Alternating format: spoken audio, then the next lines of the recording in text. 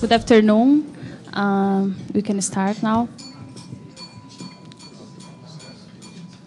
Thank you. My name is Daniela Gabay. I'm part of the GLIN team, and it's a pleasure to be here. I'll be the chair of this panel. The panel is about beyond traditional roles and law firms, new opportunities for lawyers. Each speaker will have 10 minutes, and then we'll have a debate. And Eduardo Gonçalves is not coming, so we can have maybe more debate or more time to debate. Wow. So you can have 20 minutes if you prefer. So the first speaker is José Emílio Nunes Pinto from José Emílio Nunes Pinto Law Firm. Okay. Good afternoon. I'm delighted to be here. It is a very interesting opportunity for someone who has no links with academy. I am not a master. I am not a PhD. I'm simply an MBA, which may sound a bitter word to you as a lawyer. I am an MBA, but I'm very happy with the knowledge I could get in France at INSEAD with respect to business opportunities and management, administration, information, and so on and whatnot. I will be very brief with respect, but I need to make a very short introduction so that you understand. My area at this point is arbitration. I have been involved for many years working with banking and capital markets, mergers and acquisitions, energy projects, greenfield, brownfield projects, structuring all of them. And all of a sudden, I moved, a drastic move, from a big law firm to my own law firm, and focusing on arbitration only. Sitting as arbitrator in Brazilian and domestic arbitrations, acting as counsel, and also as expert witness. The reality is that after many, many years, decades, or even half a century, arbitration in this country has been a sort of a sleeping beauty. We had the provisions in our laws, but nothing happened. Until 1996, when a new arbitration act was enacted based on the UNCITRAL model law for commercial arbitration. And what I can tell you 15 years later is that arbitration is a reality in Brazil. And this is indeed one of the most important opportunities for the legal professions in Brazil. This being said, I will not talk about arbitration anymore, but I would like to focus on the challenges imposed by this development of arbitration on first law schools, second on law firms. I think, and one of the most important features of arbitration is the expertise of the arbitrators. So when you go before the arbitrator's arbitral tribunal to present your case, you are in front of those who share with you the same principles, the same concepts. Those who are sitting there as arbitrators know as well as you do the case, the principles of the case, what you were discussing. Of course, facts change from case to case, but not sometimes. And I think that those who are involved in arbitration and have been working on construction cases, projects, and so on, whatnot, will certainly share my understanding that the features that lead to disputes are primarily the same, and if they are not the same, they are extremely, but extremely similar, one case to the other. So this imposes, first of all, knowledge of the case. I would say, just to make a remark, and I would like to underscore this, that if someone is willing to take advantage of this opportunity, this new opportunity in the legal profession, has to bear in mind that there is a change of culture in progress. And without the change of progress, of culture, we'll not get there. Why? I told you that for many, many decades, the arbitration was a sleeping beauty. So we are, generations and generations of lawyers in this country are infected by procedural law.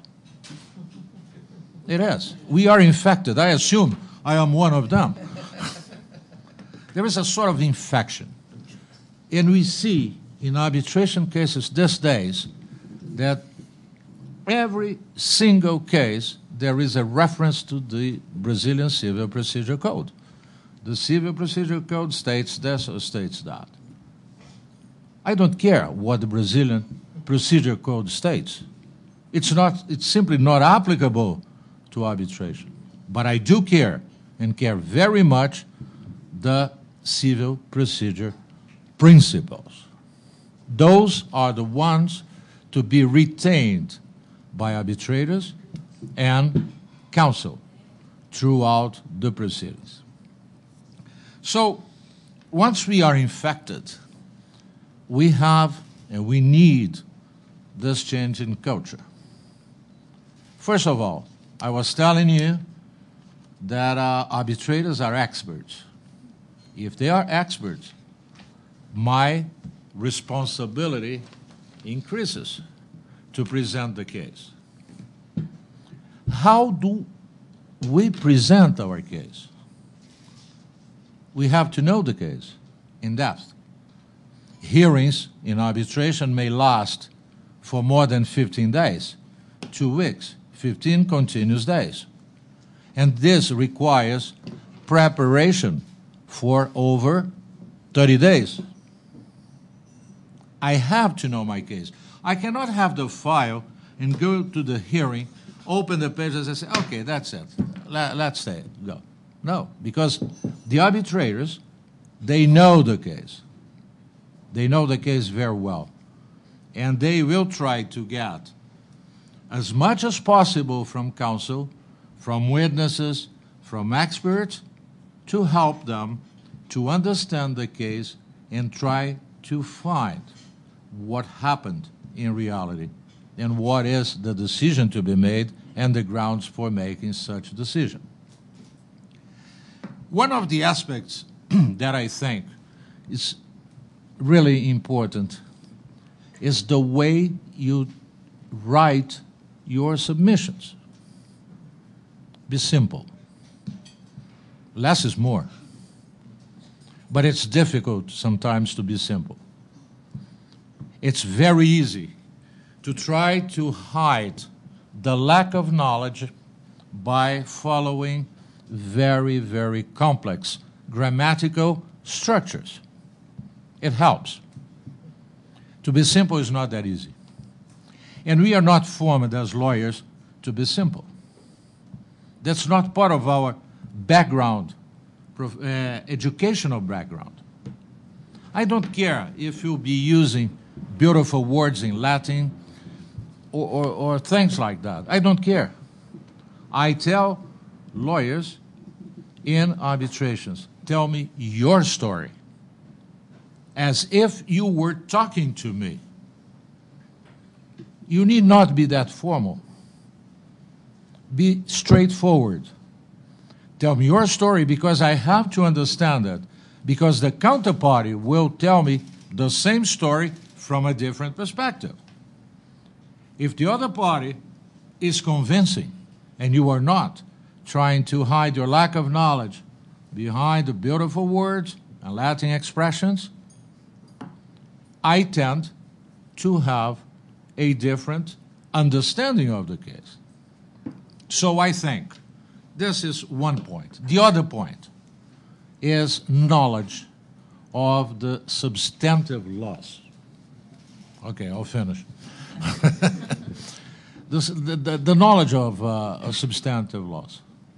I have seen, I'm very happy, I have to say, and fortunately, I have not had many incidents and sometimes accidents in parties presenting their cases. But I still think that sometimes the lack of knowledge of substantive laws is absolutely amazing. It's significant. It is significant. That's a challenge for the law schools, as I mentioned, is to try to convince those who intend to be acting in the future in arbitration that they have to have sufficient and deep knowledge of legal aspects and substantive laws. Law firms. I'll finish, I promise. Indeed, I think this is an area where a change in culture is also necessary.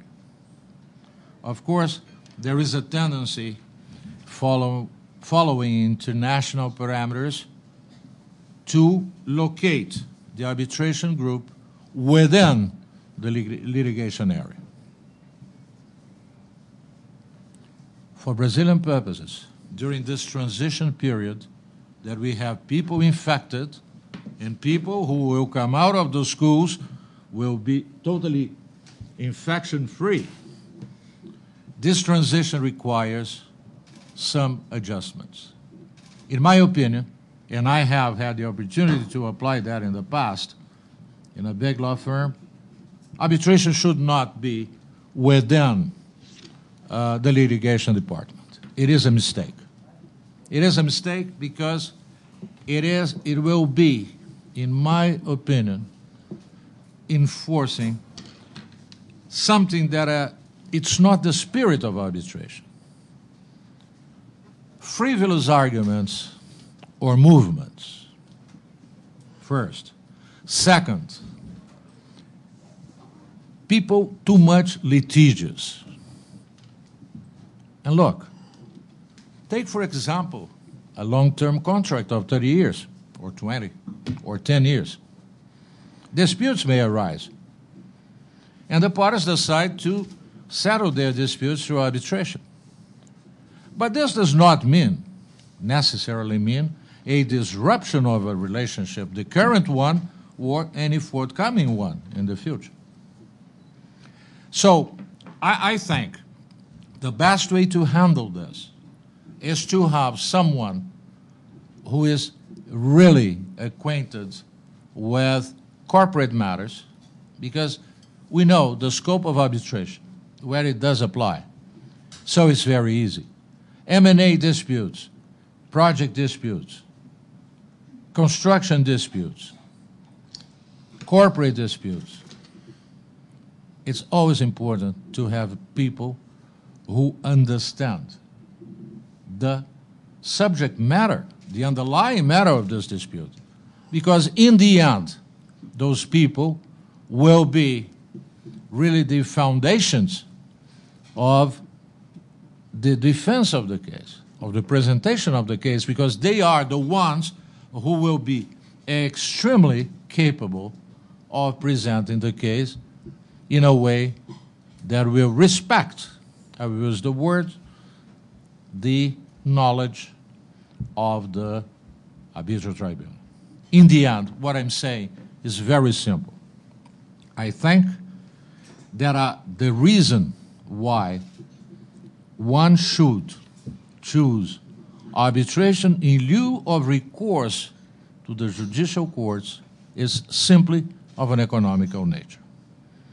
It's because, in the end, the choice for arbitration represents the most competitive transaction costs. So, if this is the case, and if you share my opinion, and if you trust me, and if you do trust that this is important, there is only one reason. Try to organize yourself to maximize those transaction costs. Thank you.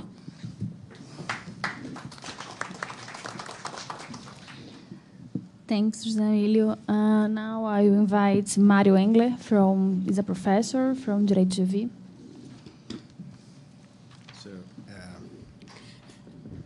Good evening, everybody. Thank you, Luciana, for the invitation. It's really an honor and a pleasure to be here to share with you some thoughts about my experience practicing law, acting as a lawyer and as a professor too. You asked me to tell little things about my professional background, and I'll do so. I was graduated in São Paulo,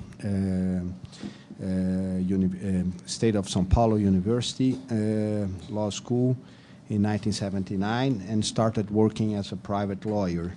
In 1984, I became also a part-time public lawyer of the São Paulo state government.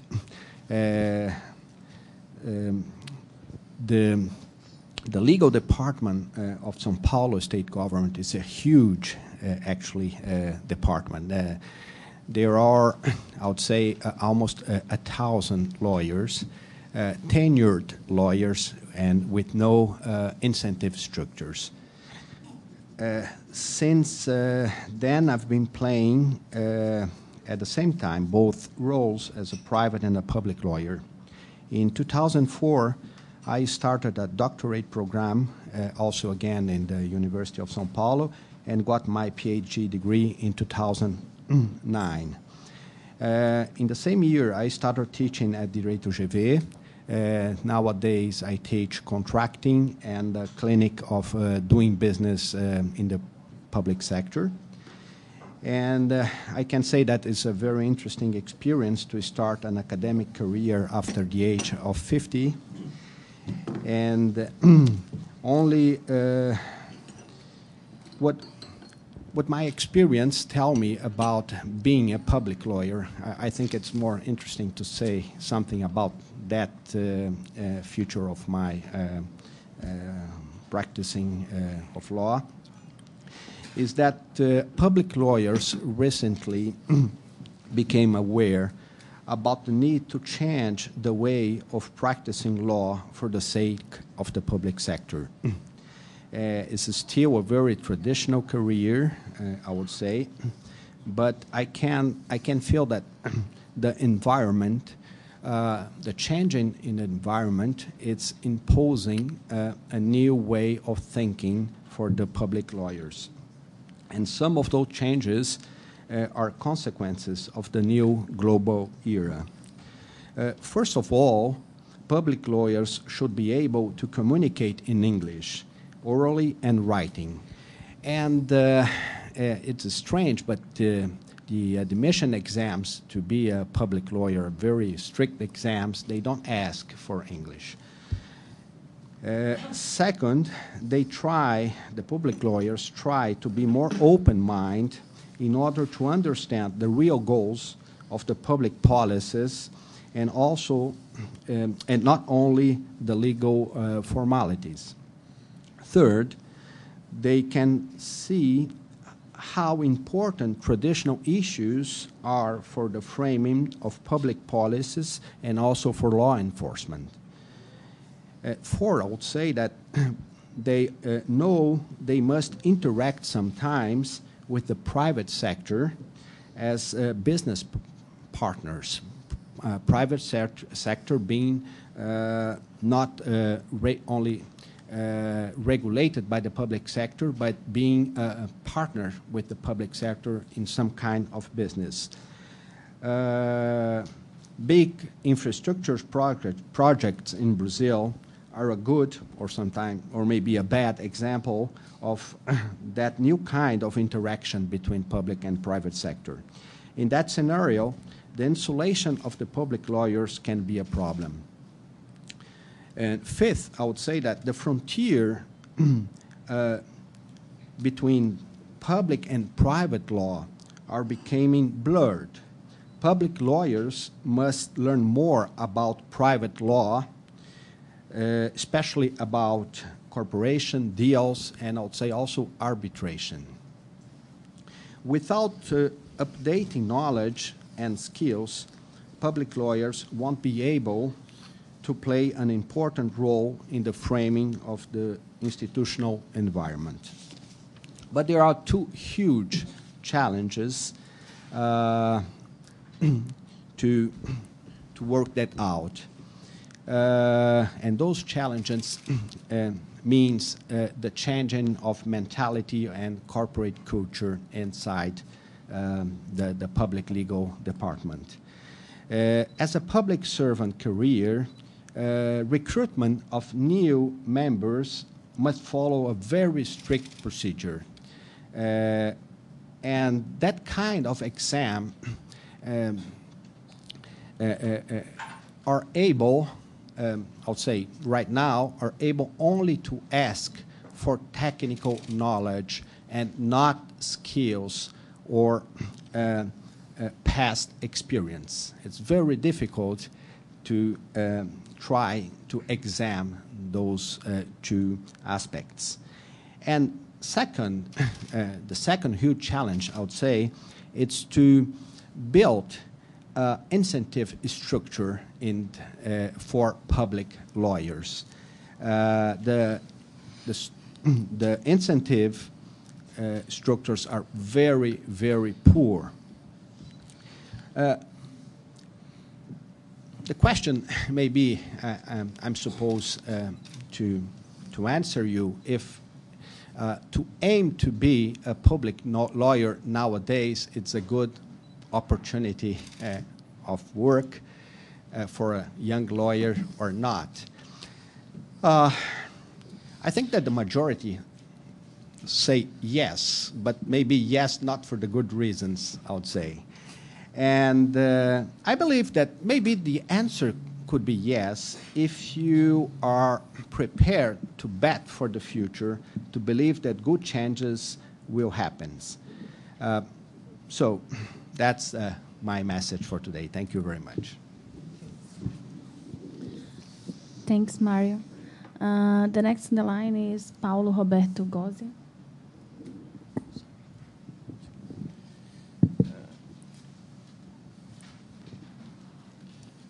I would like to talk about practicing law in a different perspective, in the perspective of in-house counsel. I've been practicing law for big law firms in Brazil for the past 12 years, and then I decided to move to CSN Group and to participate in a very special moment of this company, that was the internationalization and also the creation of the mining company. And this was a really very nice experience for me, because I was involved basically in M&A and M&A projects in these law firms. And I think that the law schools are not preparing the lawyers to act as in-house counsel. And as José Emílio just mentioned, I think that we have a gap in the law firms because they don't understand exactly what are really the necessity of the companies. And saying that, I'm saying that we need a different approach to be acting as an in-house counsel. The law schools basically give the procedures, but they don't give the basics for acting as a general counsel and acting in all sorts of problems. Arbitration, labor problems, commercial problems, corporate problems. So I really think that we have a challenge for the law schools in Brazil, and I think DIREITO GV is starting a new era for that, is to prepare the lawyers to act in a different way. I will tell a short story about Namisa, only to try to show you what are the experiences that you have as in-house counsel. This is not only for CSN, but will be for any major group in Brazil because of the globalization, because of the economy. All the big companies are or going abroad, doing investments, or starting partnerships with foreign investors in Brazil. Namisa, in the beginning, we needed to develop the mining business, but we have a dispute with Vale do Rio Doce, at that time Vale. And we have a major dispute, antitrust dispute. This lasts for more than 2 years in the antitrust authorities, and then we went to the courts. After that, we have an arbitration. So we have almost 1 year that all our focus was arbitration things. So we are only focused on the antitrust issues before CADE and the antitrust authorities. Then we moved another step, and the next year we started to fight in a arbitration issue. And then after that we have this resolved, and then we created Namisa. Namisa is a partnership between CSN with 60% of partnership and 40% of Korean and Japanese companies. So right now we have 40% of investments from Japanese, Korean, and now, just the last month, a Taiwanese company. So we have a major problem as a corporate, not dispute, but imagine how to interact Brazilian culture with Japanese, Korea, and to make a big project that will bring arbitration problems with constructions, because we have 3 billion investments to do, so we will need arbitration things. We will have labor disputes. We will have commercial disputes. You have the governance.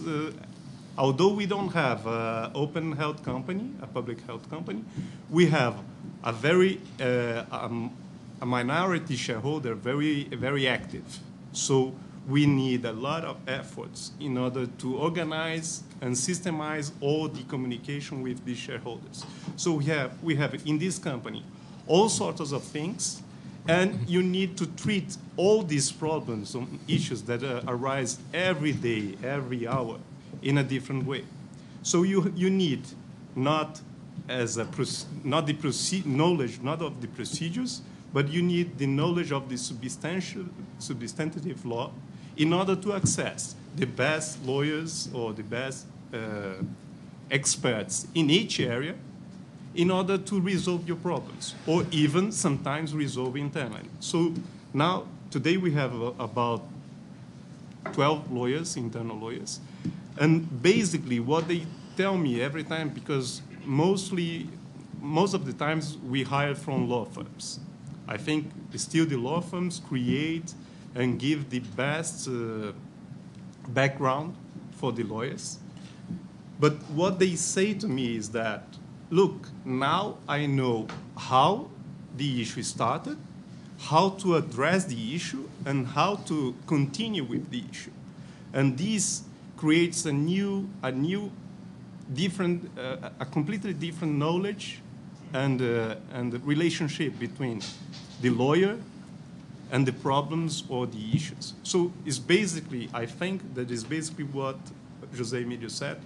We need to understand more. We need to be more focused on the business. We need to understand what are really the problems of our clients, because even as in-house, we are just acting for our clients.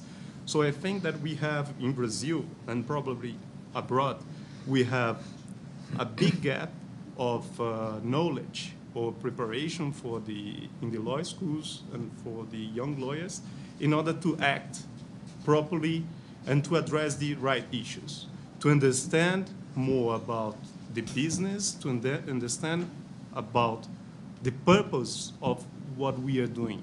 The legal and the law is not the final purpose. We are there acting for the company to sell more products, to make more business, and we have to understand that. And I think that the old school in Brazil was not preparing the lawyers for that. And I think we have a very good opportunity in the arbitration or in-house to understand that. And the challenge for the schools is to prepare these lawyers, these young lawyers, for this new era that will be completely different from the last 10 years, I think. Absolutely. Thanks, Paulo Roberto. Now I invite Bruno Salama, who is a professor from FGV. Thank you, Dani, and thank you, Luciana. Good afternoon. The practice of law has always been the prototypical liberal profession, profissão liberal. The lawyer provides a professional service within a system of trust. In general, the unwary client doesn't quite comprehend what his lawyer does. The client does not understand basic questions, such as why procedures take so long, or why only certain decisions can be appealed but not others. He also hasn't the slightest idea of why it is possible that a legal provision that is written in the code may be considered not to be in force, while a legal principle that is written nowhere may be considered both cogent and decisive in a case. To the non-initiated, a professionalized system of justice sometimes resembles an anthology of irrational practices. In the collective imagination of ordinary Brazilians, the lawyer often assumes the role of a scoundrel, or worse, a swindler. This is neither a new nor an exclusively Brazilian perspective. Franz Kafka famously quipped, "A lawyer is a person who writes 10,000-word document and calls it a brief." I used to be an attorney in the US, and I remember this one amongst many other jokes that Americans told about their lawyers. The trouble with the legal profession is that 98% of its members give the rest a bad name.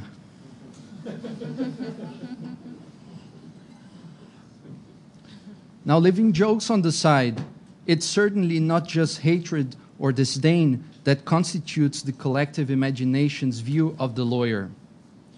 The lawyer is also regarded as someone that helps the justice system. He, or she to be fair, is also seen as one that can competently reason about several world affairs. This is so not just because he has a higher education, and definitely a university degree, something still somewhat uncommon in Brazil, but also because the lawyer studies the laws, and the laws crystallize human history into syntax. In Brazil, much more so than in the US, where I lived for a few years, the following situation has happened to me at least 100 times. I meet somebody, he finds out I am a lawyer, or a law professor, my current occupation, and then he says to me, "I'm going to go to law school one day." Those people explain themselves in the following way. "I'm going to go to law school so I can then get a more interesting job, or so I won't be fooled again, or for pure dilettantism, since the law is so interesting." To be sure, not all of them set foot into a law school administrative office.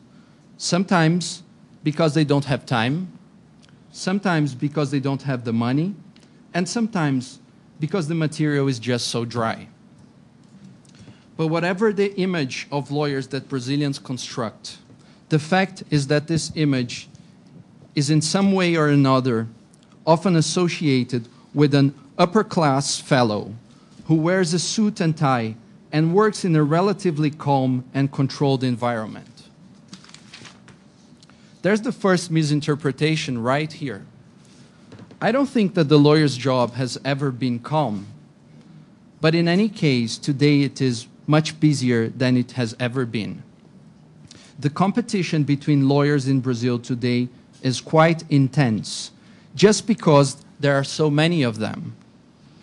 It is estimated that there are more than 500,000 active lawyers in Brazil, and over 150,000 active lawyers only in the state of São Paulo. Now, evidently, in most cases, these lawyers are not the members of the privileged classes, as they have been in the past. Of course, there are still many lawyers who are exceptionally bright, influential, and well-connected. Some of them have spoken here earlier today. But as a whole, the legal profession in Brazil has been proletarianized. In part, this has occurred for political reasons. Upon the end of the dictatorship in Brazil in the late 80s, the political class looked to the law and the legal profession as a decisive mechanism for social change via an evolutionary rather than revolutionary path. On one hand, the courts, and the Brazilian Supreme Court in particular, were given the status of the country's, quote, new moderating power, quote, an expression famously coined by the dean of this law school, Oscar Vieira. On the other hand, our Constitution of '88 is inspired by the belief that the law will protect society's freedoms while simultaneously increasing access to such freedoms, ensuring efficiency and initiating the distribution of income and wealth, guaranteeing human rights, social rights, and diffused rights, all while changing the world, if not refounding man himself. That's the constitutional dream. One of the practical implications of this dream was that the Brazilian state invested heavily in its judiciary power. A report entitled Judiciary and Economics, made available by the Ministry of Justice Secretariat for Judicial Reform in the middle of the last decade, showed that in the year of 1990, Brazil spent an equivalent of 3.66% of its budget on maintaining the judicial system.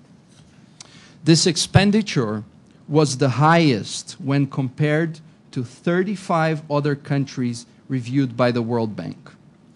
Unsurprisingly, during that period, Brazil also spent, in proportional terms, triple the average expenditure of other countries' judiciaries.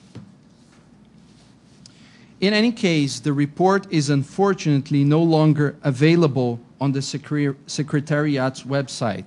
We can only guess why. And I don't doubt that the World Bank may have made a mistake here or there when collecting and analyzing such controversial data. Nevertheless, it is certain that in the Brazilian political arrangement, but not necessarily in that of other countries, the judiciary power has a very important role, and the importance of this role is also measured in financial figures. Symptomatically, Brazilian judges are well paid. They earn more than their American counterparts and around 30 times the minimum wage in the country. Another important implication of the Political Democratic Pact of 1988 was the opening of several law schools throughout Brazil. The idea of expanding the number of law students, there are now over 600,000 of them, a truly impressive number, brought together several converging interests. the government's interest in educating the population's interest in studying law, especially on account of the dream of obtaining a government job, and the schools and universities' interest in opening new and profitable law programs. In fact, during the past 2 decades, the number of law schools in the country jumped from around 200 to around 1,000, a 5-fold increase. This much greater number of lawyers has both an advantageous and a disadvantageous effect. On one hand, it generates constant political pressure to maintain at least some level of rule of law. In a country that has adopted 6 different constitutions during the 20th century, this is not an irrelevant matter. If we were to revert to a dictatorship, thousands of people would probably be out of work. And we all know that sustaining the system is also a matter of political interest. The large number of lawyers helps maintain a basic sense of stability, although imperfect, for the rules of the game. In this respect, the 1988 Constitution's bid placement seems to have worked out for the best. Therefore, when one says that the OAB, the Brazilian Bar Association, is a guarantor of our democracy, one is telling nothing but the truth. But that, of course, does not mean that every action of the OAB is strictly inspired by Republican goals. Although restrictions on competition for lawyers in Brazil are not as strong as in other places, such as the US and India, lawyers are still, well, human beings. This greater competition in the Brazilian market also has, as I just mentioned, disadvantages. The great quantity of lawyers is lowering the bar for the average professional, since it makes the professional less elitist. In this case, the quality of legal service offered to the average client can also deteriorate considerably. Yet the negative effects of competition are not obvious. Competition could theoretically induce lawyers to study harder, update their expertise more frequently, and battle lawsuits more vigorously. Nothing is clear-cut here. In the past, the small number of lawyers and law schools in Brazil curbed competition within the legal profession. The low level of competition was also secured by legal restrictions on advertising and private ownership, a controlled minimum hourly wage, bar exams, etc. Protected by the sacrosanct cloak of non-commercialization of the profession, lawyers were basically guaranteed elite membership in society. But political change in Brazil has coupled with 2 other radical changes, which in turn made the legal profession also change in a radical manner. The first change was technological evolution. Emails, computers, electronic proceedings, online testimonies, all of this set a new day-to-day rhythm for the lawyer. Technological change has impacted everyone in the profession. Even the larger firms that previously had the competitive advantage of large private libraries, for example, are now faced with competitive pressures of all kinds. All laws are online. It's no longer necessary to subscribe to the extremely expensive legislative collections of the past. Law books are still expensive, but the digital revolution will also probably change the situation in the future. And anyway, the legal articles and sample pieces for motions, complaints, and appeals that are now spread across the internet are much more effective than most of the good old private libraries of the past. The second change was economic globalization, and in its wake, the process of making law available to the masses. Brazil has a huge upcoming mass of new consumers. Consumers are often in trouble and require legal services. As a result, serving as the attorney for multinational and other large private companies is no longer the privilege of the Brazilian white shoe law firms. Banks, telephone companies, service providers and suppliers products of all sorts now require the services of the average legal professional. Accordingly, the average professional's clients have oftentimes gone from being the naive citizen with personal problems to becoming a legal manager. And this legal manager, as opposed to the unwary client of the past, knows the law and is careful because he is charged based on his result. And in any case, he can't easily be fooled. Moreover, the legal manager measures his performance in large part on his ability to reduce spending on outside counsel. At the same time, here in Brazil, a certain legal elite was created. For them, the concept of the liberal professional makes less and less sense. For large firms, competition is increasingly global. Survival depends more and more on substituting an internal power structure. The partner makes an order and the rest obey accordingly, for a real business plan, career incentives, benefits, and all the little extras recommended by HR consultancy firms. These large firms are real players in a business-focused market.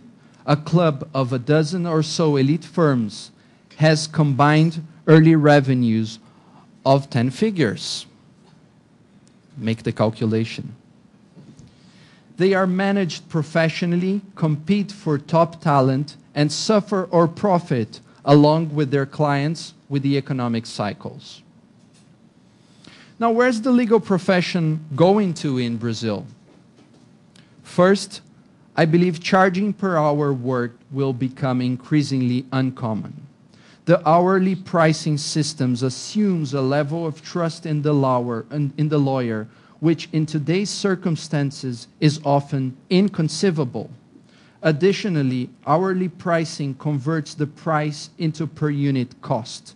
It's a cost-plus system, so it is contrary to the business principles where prices should depend on how much the customer is willing to pay, as well as the market-established price. Second, there is no reason to believe that the law profession in Brazil can go back to being a cartel of gentlemen lawyers like it was in the past. Law in Brazil is becoming an industry, the legal industry. This means that the life of the lawyer will be as hard as that of any other professional.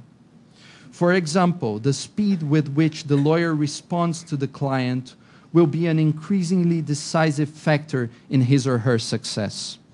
They must be online, promptly answer emails, and keep up with the accelerated pace of present day.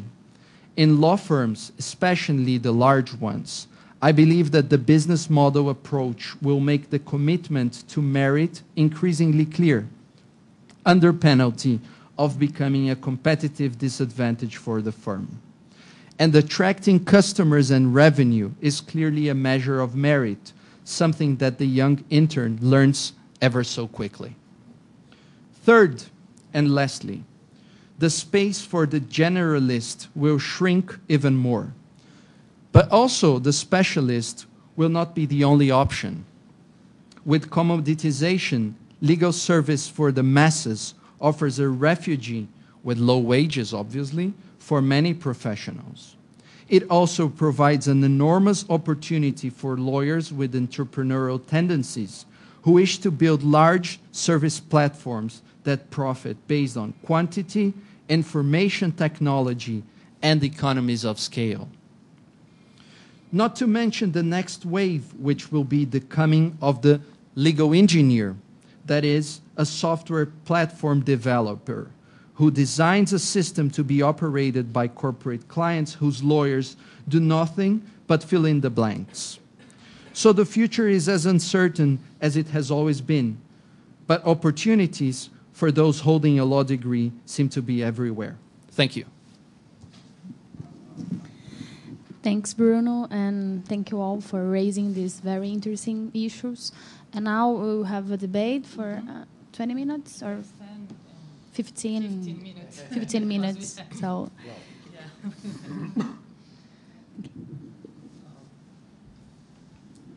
Yeah, I have a real synthetic question here. I'd like to thank to the speakers for all the diagnoses made. I'd like to ask to Paulo Roberto about this complex negotiation involving Japanese, Koreans, and Thai corporations. And if you could tell us how about some sort of demands, if there were any demands regarding international arbitration or hiring of specific law firms, or demands about reports or which law firms should be hired, how much autonomy they delivered or demanded to establish this kind of relation.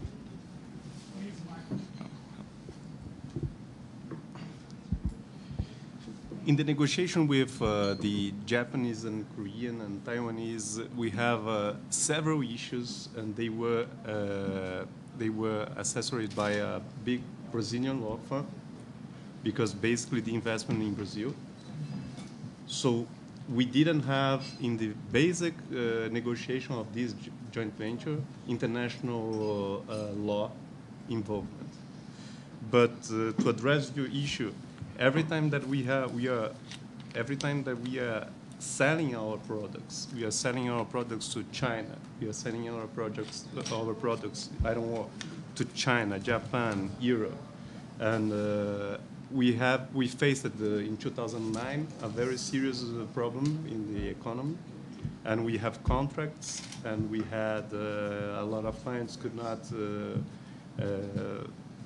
pay for our contracts. We have ships in the middle of the ocean that was rejected.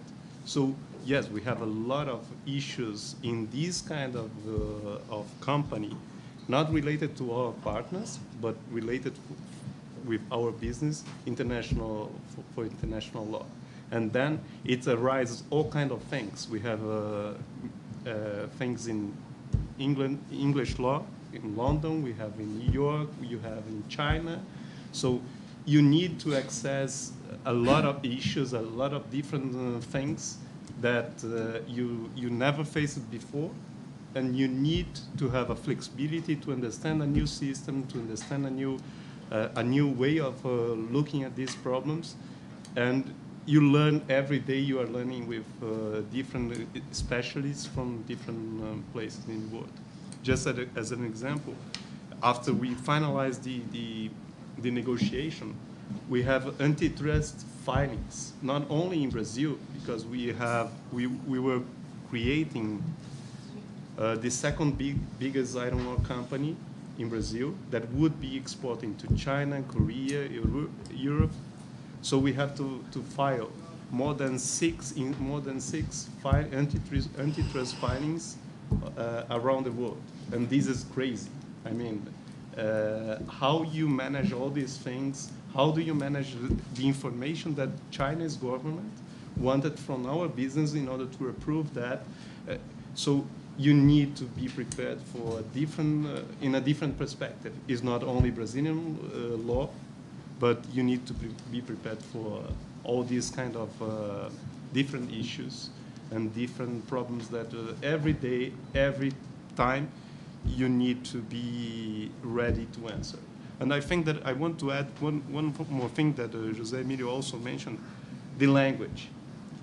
As in-house counsel, you cannot write more than 2 paragraphs. You cannot. No one read, no one take care about that. Your message should be in one paragraph.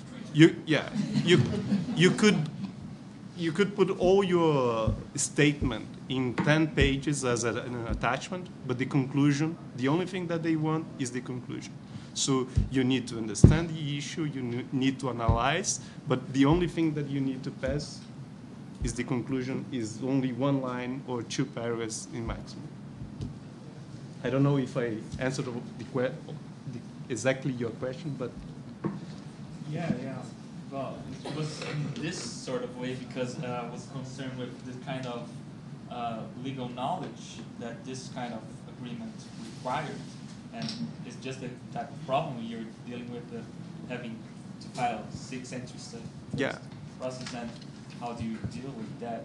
In the joint venture, as I said, in the joint venture, the basic joint venture is Brazilian law and basic Brazil. But the business itself, you need knowledge for to understand and to address a lot of different issues. And another thing that is very, very interesting is that how to give how to pass the knowledge of the Brazilian perspective, environmental laws, changes in the taxes, to these gentlemen that invest billions of dollars in this company, and then the government just say something in the newspapers and they want an answer. But we just saw the newspapers today and we don't have an answer, and probably we will not have an answer for the next 2 years. But they need to understand that, and this is kind of tricky.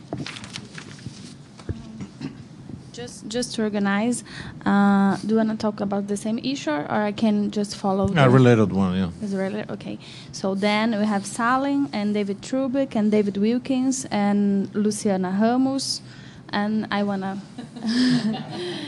ask something too, but someone else? Time out. That's it. No, you can go ahead. No, I would like just to make a reference to something that we are talking about, Brazilian law, foreign law, as you asked. But I would like to remind something that our law schools sometimes do not pay attention to that we are working more and more, and this is increasing, on the basis of standard agreements, standard contracts. If you take, for instance, in oil and gas, forget about Brazilian law. No one cares.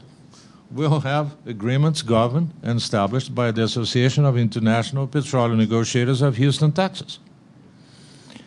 Construction, FIDIC. The red book, the silver book, the yellow book, and so on and whatnot, all colors. M&A, the purchase and sale contract of shares.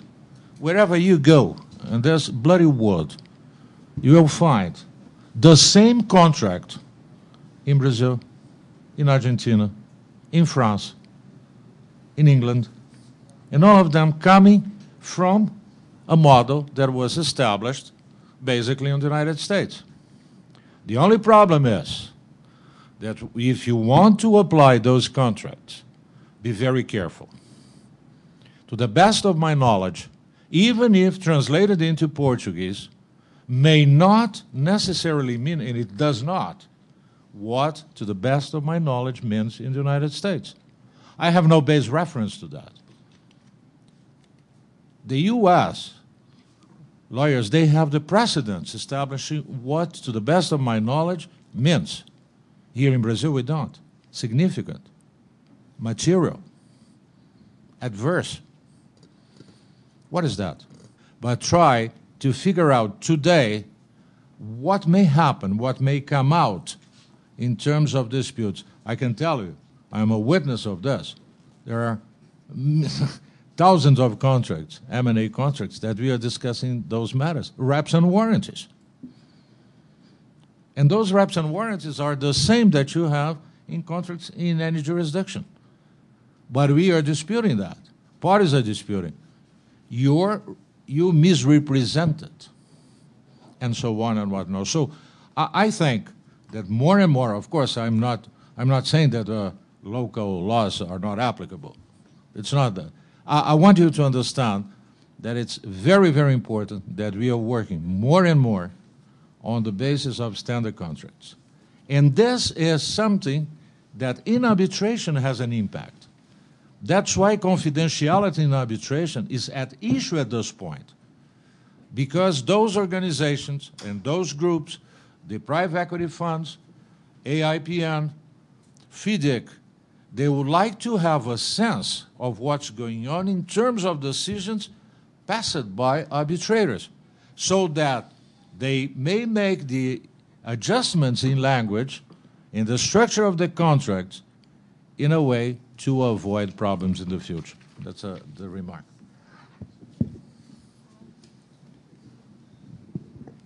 Well, hello, my name is Salim Nasser. I teach international law here at the school.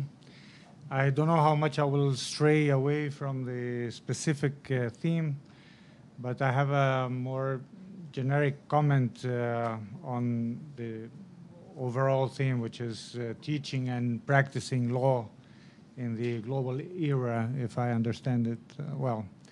This comment was inspired by something that José Emilio said, some other things that other people said today, and by my own reflections over time on this teaching and this practicing. I think one given trait of this global era and its impact on law is complexity. You know, we can all agree on that. And as José Emilio said, maybe the only way to try to face complexity is trying to be simple, no? But it's not that easy to be simple. Because to be simple, you need to be very clear, right? Clarity is what brings simplicity. So we have to be able to look at complexity with very clear eyes, no? Under a very clear light. And I think one main or one of the most interesting traits of this complexity, a complexity that touches upon the practice not only of law in the international sphere. It's not only about international law or the international regulation. The complexity touches also practicing domestic law in a global era, right? So one of the traits of this complexity, both for domestic and for international law, is the necessary tension, opposition, integration, relation, however you want to put it, between law and other types of regulation. Regulation understood in a very general way, if you want, like governance, or in very specific ways, like, for example, private regulation or public regulation done by private actors, etc. I think this interaction is central to the complexity, and I think it is affecting very strongly the both teaching and the practice of law in our days. Lawyers are forced, if you want, to look to regulation or to look on to regulations that are not necessarily law for two basic reasons. There are many more, but since I'm already stealing a few minutes of Eduardo, I will not try to be exhaustive, but two main reasons. One is that other types of regulation determine behavior, as law does, right? And we have to look at what determines behavior.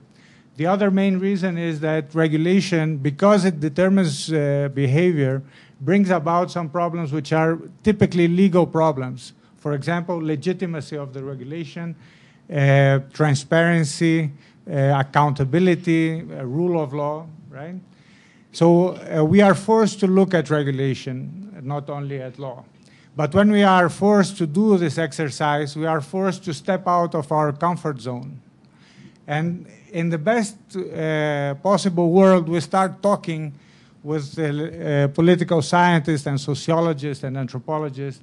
In the worst of worlds, we start feeling that we are sociologists and political scientists. And so when we are forced this way out of our comfort zone and we start feeling that we are sociologists without having the tools for it, we enter an identity crisis, no? And then to respond to our identity crisis, we start calling everything law. So we say, no, we are working with law. So we call every type of regulation law, so that we feel that we are back in our own field.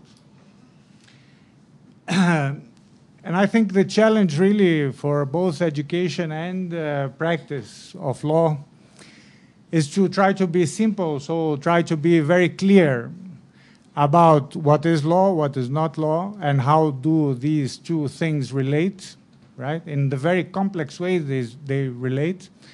and to be able to step out of our comfort zone and deal with what is not law, but still be able to practice and to master law proper, be it domestic or international law. Very often I feel that as we step out and we start traveling, in Portuguese it has more sense,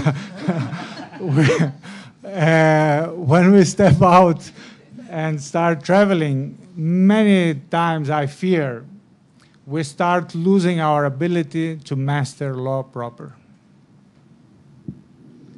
David Truber. Since I'm the last speaker, I'll waive this and talk longer at the end.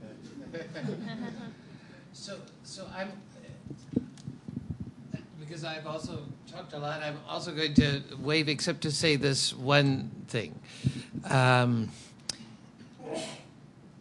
both want to pay incredible appreciation, homage, and respect to the brilliance of the faculty of the FGV, which we have had a chance to hear from, and the alumni here.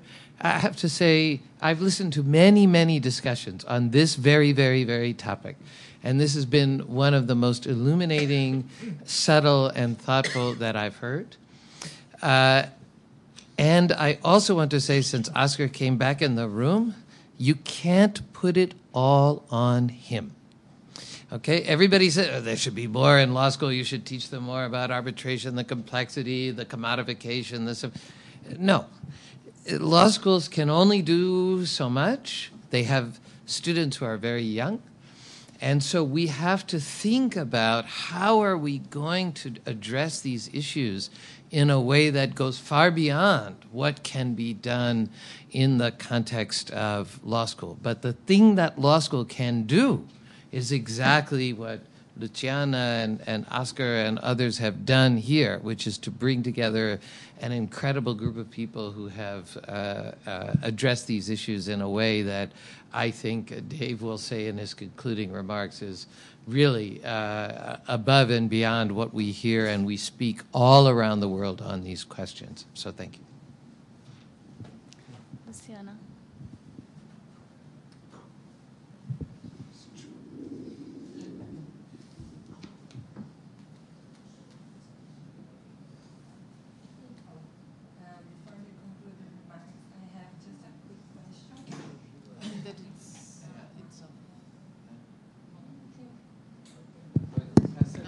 Now it is. I have a quick question for Paulo Gozzi. I'm part of the Brazilian GLI team, and I'm studying the General In-House Counsel with Lucy. And one of our main questions in this topic is the professional profile of General In-House Counsel. And you just have told us that most of in-house counsel come from law firms. But I would ask you, what about professionals that just have already worked in the public sector? Is it a trend to hire people from public sector or not?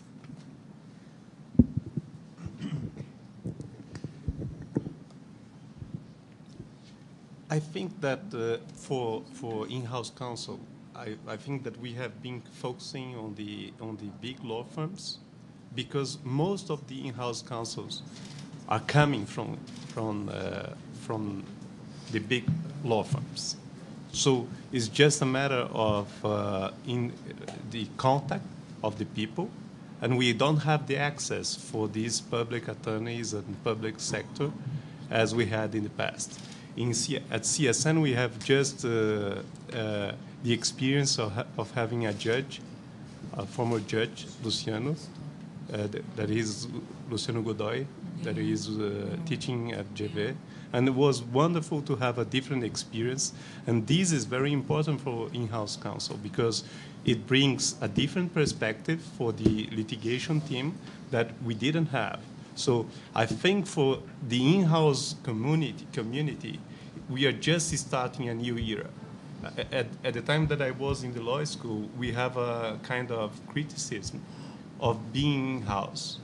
I don't know if it's only because now I'm in-house or not, but now I don't have this criticism anymore. And I think that is good to be in-house, and I think that we are attracting much more talent people to be in-house. And these from the public sector will start to arrive in the big companies. And this is just because I think that the companies now is looking at the legal team in a different way. The big companies like Odebrecht, the big ones, I don't want to mention the names, but the big ones that are under internationalization process, they want a different type of professional that works more closely with the business to understand the business and have a different approach on how to resolve the problems. So I think that this is just starting. 5 years ago, I didn't see big departments or very structured departments in the big companies in Brazil. And I think that for the near future, we will have more different experience. I have also maybe a last question.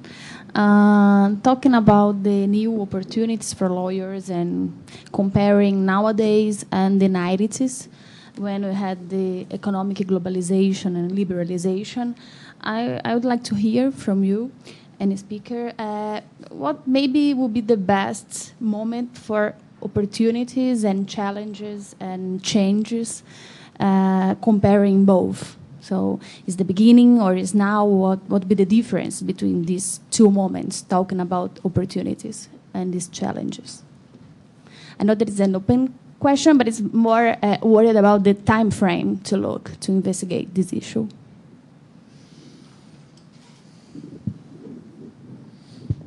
That's interesting. I think I had, since I'm an old man, the opportunity of being contemporaneous with the enactment of Brazilian Corporations Law in 1976, which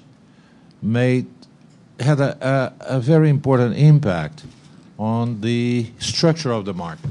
All of us, all of a sudden, were at the same level, ground zero. So we could build up our practices in corporate law that changed dramatically together. I think it's very, very hard to compare. From my perspective today, I looked at the opportunities and I said, okay, those guys are luckier than I have been in the 70s when I graduated from law school. But I think it's an evolving process. The opportunities are there. The challenges are there. Once you are able to overcome the challenges, the opportunities are clear in front of you. But I still think we have lots of challenges, not only for law schools, but also for law firms. And I think what is at issue at this point, and I think that Bruno mentioned the hourly rates. I think, but it's more than our hourly rates. How do you handle this tension between the big law firms and the boutique law firms? What clients expect? What clients want? What they do want? They always want to have a big law firm assisting them.